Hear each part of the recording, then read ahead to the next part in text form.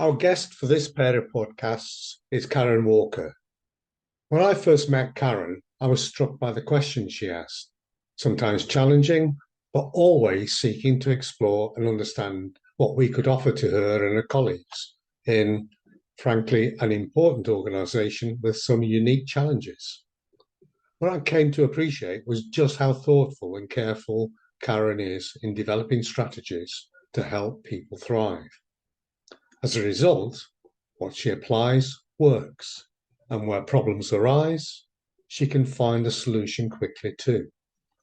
Now, some of this can be explained through a background in customer service with blue chip organizations, but it's mostly down to her own motivation to do an important job as well as she can. And with that goes an openness to ideas and approaches. John and I are delighted to welcome Karen and really appreciate her willingness to share her thoughts and her experiences with us. For me, what mental toughness has helped us do is help people thrive, not cope. And that's big. That's really big. It's not just about getting through and surviving. It's about thriving. And I think that's really, really important for people, no matter what they're doing, where they are. And particularly at the moment with the external landscape just being really tough. That's brilliant. One thing that's it's really interesting. I love working with John and with Peter because they engage our guests in some great conversations, but it gives you a minute to think about and listen to the guest. And one of the things that struck me about when you're talking is you've got a big background in customer service. Would you say that's something you have brought to IPSA? Because you speak about when you first arrived, it was a regulator. That's controlling. Whereas customer service is not about controlling, is it? So how big has that change been? It's been fab, to be really honest. I love a challenge. And that's one of the reasons I joined IPSA.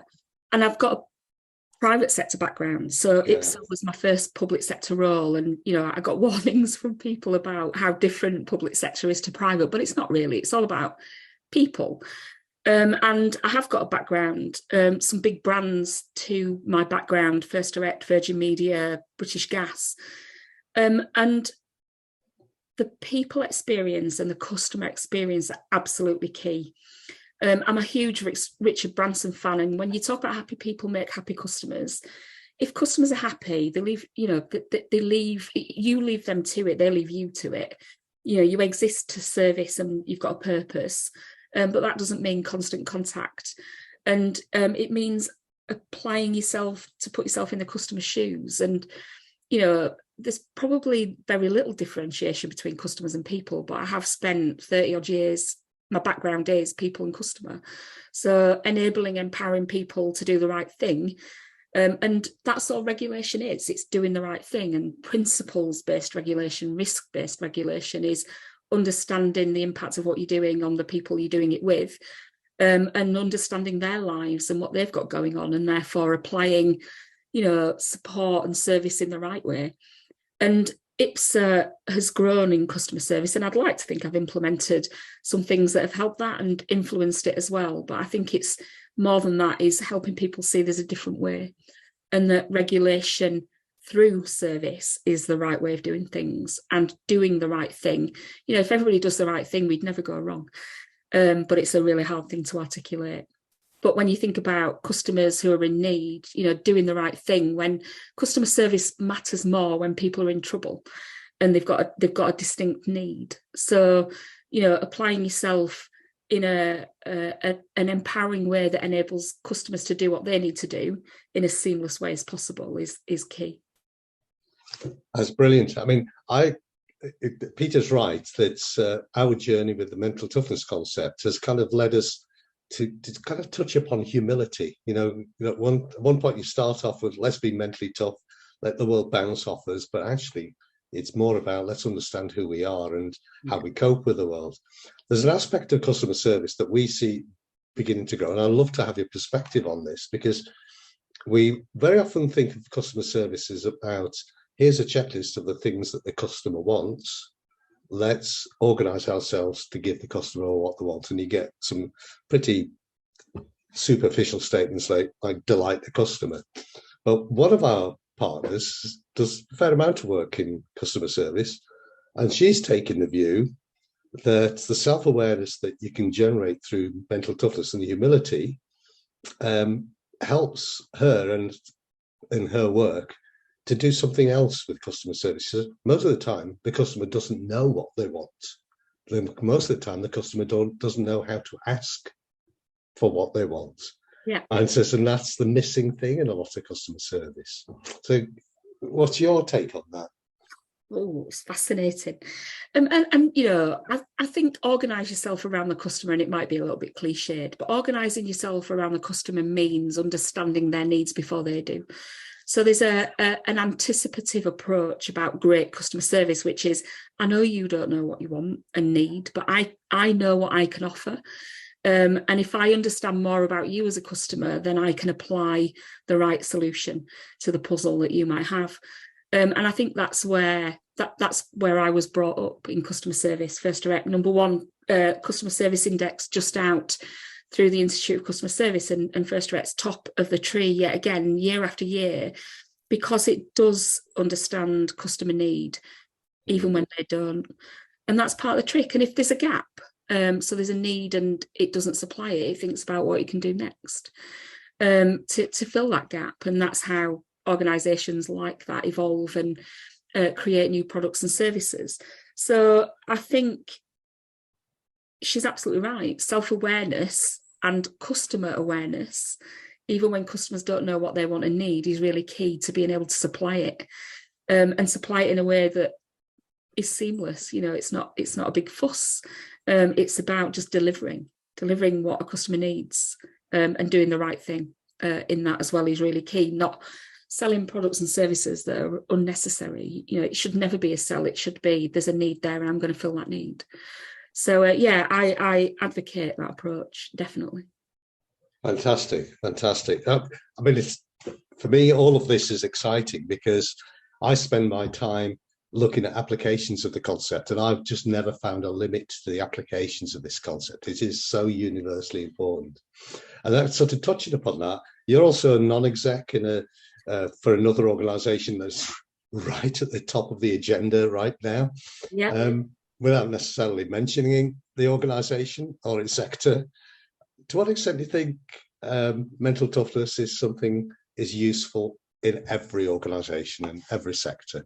I personally think it really matters in a sector where you're a non-exec. But yeah, so I'm so glad you've asked me this question, Doug, because and I don't mind. I am a non-exec at an NHS Foundation Trust, and I absolutely relish the challenge of doing that role. It's really interesting.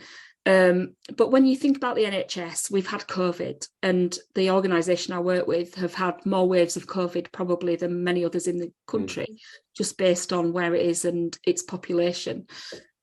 And I've seen so much resilience. Oh my God, I've got goosebumps just talking about the resilience through the NHS. And I was one of these people during the pandemic who sat and watched the update from Chris Whitty at every tea time. I had my iPad out, watching all the updates to find out what was going on across the country. And, you know, I was definitely a clapper on the doorstep every Thursday evening. And one of the reasons I work in the NHS is because I was so overwhelmed by what the NHS did and the resilience they built during the pandemic that I knew I could probably add a little bit of value by becoming a non-exec there. So when I considered a non-exec role, it had to be the NHS. And what I've seen is huge resilience, but now where we're left, there's almost that rallying call, that Dunkirk spirit that got people through, the adrenaline, and we've not got that anymore. And now what we're left with is elective and post-COVID recovery. So a lot of people needing support health-wise, and a very fraught, burnt out, tired organisation. And retention is an issue. You know, people are leaving because it's easier for similar money to go and do something different that's not got the stresses and strains of the NHS. And there's a vocational element to that role as well. But what is missing for me in the NHS is that positivity. And I'm not suggesting for a minute the NHS isn't positive, because it's a wholly positive, patient-centric organisation, but against a backdrop of it's difficult money, resources stretched constantly. And the UK health, or English, in England particularly, the health issues, and I'm saying that because the NHS is England based, that the health issues have got worse through COVID, for lots of different reasons, waiting lists and COVID itself. That there's never been a better time for me for people to be mentally tough, to be resilient, and to be positive. And understand that, this isn't about personal development. It's about growth of organisations, growth of the NHS against a backdrop of striking, industrial action, pay issues, patient lists, targets that are set. Positive resilience for me is one of the keys, I think, to unlocking the issues that the NHS has currently got. I've got a great deal of sympathy with you, but my background is similar to yours. It's largely private sector, very large private sector organisations and very large public sector organisations, and I noticed no difference. It's the bureaucratic nature of the size of the organisation. And I think my background isn't customer service, it's more continuous improvement, lean manufacturing, those sort of things. But one thing I do know is, in order to do that, you need to take time out. And I look at the NHS and think, when have you had time to stop and think about what happened in COVID and learn from that and learn what we could do better? And that doesn't seem to have happened. And we're just walking down into a blind alley now.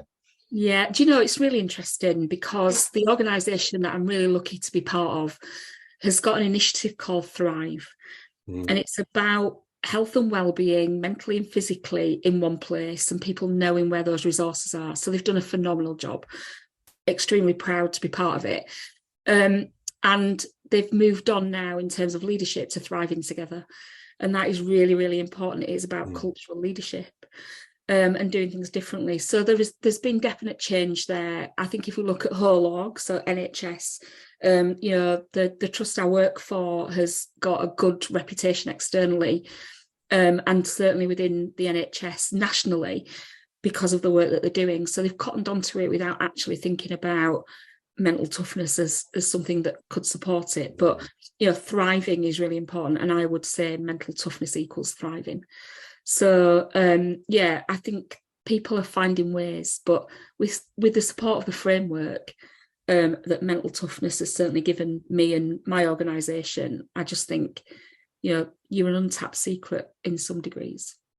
Yeah, and we sort of come back almost to the start of the conversation, talking about the connection between the organisation and the individual, because the other thing that's the Oxford paper to which we referred earlier noted was that a lot of resilience and wellbeing programs are aimed at the individual, but by doing that, very often they're basically saying it's your job to change, not necessarily ours. And the organisation has got to take the lead. People follow a lead. Yeah, you can't make people the leaders if they're really followers. Yeah. It's fascinating again, isn't it? Because it's about accountability and ownership. And an organisation has got accountability and ownership for the health and well-being of its people. And I see health and well-being programs set up all over the shop, but it's about smoothie bikes and decaf coffee in the cafe, and initiatives where people get together outside of work and other things. And I think that's really, really important, but that isn't the nut that anybody needs to. It's job design, responsibilities, communication, accountability, it's all that stuff. And that for me is an organisational responsibility, not an individual responsibility. And individuals will contribute to that, but actually, mental toughness particularly helps us focus on the right people in the right roles with the right skills and attributes and attitudes as well. You can put square pegs in round holes, it's never going to fit. You can't shave the edges off. Individuals can do that if they are aware and they want to, but an organisation shouldn't be in a position where it's doing to people. It has to be with people and supporting them fully to grow as individuals. And anything we do on a whole IPSA front is growth for individuals as much as it's growth for the organisation. So it's that outside in rather than that inside out for me, I think. You're preaching to the converted here. It's really, really exciting, because I suppose in the last 4 or 5 years, we have taken up this mantra, the idea that the individual matters. It's about customization for the individual, and that we are all unique. We all bring something to the party. We're not a type. We begin to get shudder when we look at typing methodologies, and you're a colour, you're not a colour, you are you. And we need to understand who you are. Yeah. And the mental toughness concept, I think, helps. I use the phrase, it brings a lens to us. It enables us to think about people and organizations in a way we've never done before. So we've got something in the framework, as you know, called goal orientation. And we might even have to think about changing that language, because it's about purpose. It's not about goals. It's about, I very often sit down with people and they will tell me about their goals, and you say, okay, so why are those your goals, and why are those so important for you? In other words, what's your purpose? Yeah. And I can't answer that, and that is almost one of the most fruitful discussions you can have. Why are you doing what you're doing? What's going to create contentment for you? Yeah. I love the word purpose. I think it's one of the most important words in the English dictionary. And the reason it's important is because it's why you exist. Yeah. And when you think about why you exist and what you're here to do, it is absolutely important. And I think goals are important as well. So I don't even know whether it's a swap out. Maybe it's the achievement element, because when you look at commitment and in the mental toughness scenario, you should have somewhere you want to go. Existing isn't enough. So having a purpose is really important, but actually having goals is equally important, because it's about growth. And if you don't have goals, you don't necessarily work towards something new and different. So maybe it's an achievement swap out. And when you talk goals, it's about hitting goals. And I'll never hit mine because they're so audacious, it's stupid. That's what, I'll never be a size 10. That's what keeps me going, is having a goal that I just can't quite reach, because every time I try something different, I'm growing. So I think goals are really important, but purpose is beyond important in organizations, just because, you want people to be aligned on purpose. You want people to join an organization because they believe in the cause, and that's what they really want you to do. I couldn't agree more. Purpose is absolutely key, but I just don't know if it's a swap out for goals. Well, it isn't, I don't think, because the one thing we learn from, all the work we do around the mental toughness concept is, if you think about goal orientation or purpose is normally distributed. You have a lot of people who are very clear about their purpose. You have a lot of people who have no idea about the purpose. They don't know how to visualize it. They don't know how to think about it. That's not being judgmental. It's simply, these are who they are. Yeah. But the opportunity for leaders and for organizations is to help them find their purpose. Yeah. And if you can help them find their purpose and align it with the purpose of the organization or your purpose, you've got a winner. You really have. Yeah, absolutely. And purpose for me, people really understanding why they're here and what they're delivering, and Ipsa's purpose, and being clear on what that is and what the direction of travel is, helps them to understand we're back to strengths and weaknesses. So what do I need to do differently to contribute more, better? And it's almost just the axle, isn't it? It's that the bit in the middle that means people can go in different directions. That's fine, but actually what keeps them real and what keeps them here is purpose. And I've talked about regulation versus service, and the purpose for IPSA is to regulate through service. So that's why there's a disconnect between engagement and the people feeling that we're a regulator or we're a service provider. Our real purpose is to do both and do it really well. So if you're not aligned with that, it's a tough place to be, because we're never going to give in. Being a regulator or a service provider, it's always going to be, we've got to regulate and we've got to do it through a great service. Brilliant. Peter? Yeah, no, it's a fascinating discussion. I always come away talking to people in your organisation, knowing more than I started with. And yeah, I can't help myself. So we've gone from the washing machine of chaos to the dryer of contentment via, and I think the key via an understanding of the human condition. It's complex. You have to take individuals as individuals. Mental toughness allows us to understand part of that. And absolutely, the key here is not saying one's better than the other, or it's better to be low, high, middle. And it's just putting knowledge in. And then what you need is an organisation which can deal with that effectively and support people at various different levels. Because everybody needs some help. From my experience, vast majority of people are trying their hardest, do more good than harm. And when we get that message, then I think an organisation can thrive. And from my experience of your organisation, it's made up of discrete individuals who can function well together, and that is an unusual situation. So there's no cloning going on. Nope. Because I had 20-odd conversations, absolutely everyone completely different, and some had very similar mental toughness profiles, but explanations and uses and needs were different. So that's the way to use it. So, my final comment on that is about the intelligent understanding of people and then the intelligent using of psychometrics. Yeah. It's a bit of information, and we've got some experience.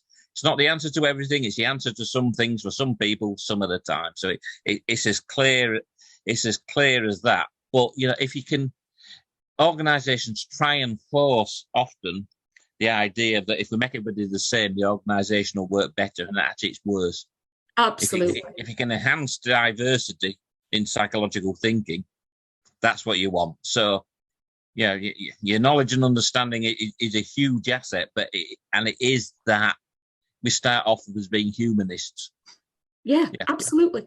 Humble humanists. Humble humanists. Yeah, definitely. And I am going to correct you. It needs to be a washing line rather than a dryer. There's a tumble picture coming into mind, which is a little bit similar to a washing machine, but a washing line, everybody flows freely in the breeze, and the legs are all different, and everybody hangs their washing. Yeah, no, that's better. Right. A new metaphor. Thank you. So I think anybody listening will have heard somebody with a wealth of experience, and not just that, but somebody who's very thoughtful, thinks about what you do and how you do it and why you do it. If you were to give one piece of advice to somebody who's setting out on a journey to try and improve an organisation through improving its people, what would that be? I think it is about improving the organisation rather than improving people. And you do that through growing as an organisation. So, the benefit of growing an organisation is that your individuals will come along with that and will grow with you. And, what we've done at IPSA is give people tools that help them understand themselves better, that give us an indication of how we can help and support areas, not individuals. It has to be about the growth and the culture of the organisation, not the individuals within it, who will benefit from that approach anyway. It's fantastic. That's brilliant point at which to stop this particular conversation. I think it'd be lovely to have you back and explore some more specific aspects of this. Yeah. And it's been lovely. You've given me a complete new language set. I love your use of metaphors. I will probably mix up puzzles and washing machines, but so be it. Sorry, Doug, it's the hazard of someone who works in pictures. Yeah, but I think there are some things that I've picked up on. Your emphasis on the positivity element of mental toughness is just so important. It's not just about resilience, and that's still, see such a lot of stuff on LinkedIn about resilience. It's more than resilience. And then this notion of understanding that we are learning together to fix things together, and your lovely word, to grow together. And then this description of self-awareness, I've I just really like, we talk about self-awareness all the time, and we look for ways of getting people to understand it. But you use a nice phrase, to understand what it's like to be on the end of me. I know there's a bit of a Yorkshire in there, but that's a really expressive way of describing it. So it's been a pleasure. It's been a real pleasure having this conversation with you. Thank you. I've really enjoyed it. If anybody is interested in, I'm sure there'll be people who want to ring up and say, tell me about your experience. How can they get hold of it, Karen? I can share my email address, and people can get in touch that way. Okay, we'll put that on to the end of the podcast. Thank you. Just to end on just one point, and one of the benefits and resources that comes with mental toughness and the way that AQR have done this, and by the way, I'm not on any commission whatsoever, is the benefit of a one-to-one with someone like Peter, who, when you've got things in your cupboard that come out as a result of doing that assessment, having some support psychologically to understand more about that, and some ways of dealing with that are really important. And one of the greatest things that Professor Peter Clough said to me was, everybody sees things differently. And I've used that no end over the last couple of months since that discussion, because you just forget. You really forget that people don't see things the way you do. And that just is back to embracing diversity and inclusion. Everybody's got an opinion and a view, and will think about things in a different way. So really simple, but incredibly effective. Absolutely to the point. And thank you for your kind words, Karen. Thank you.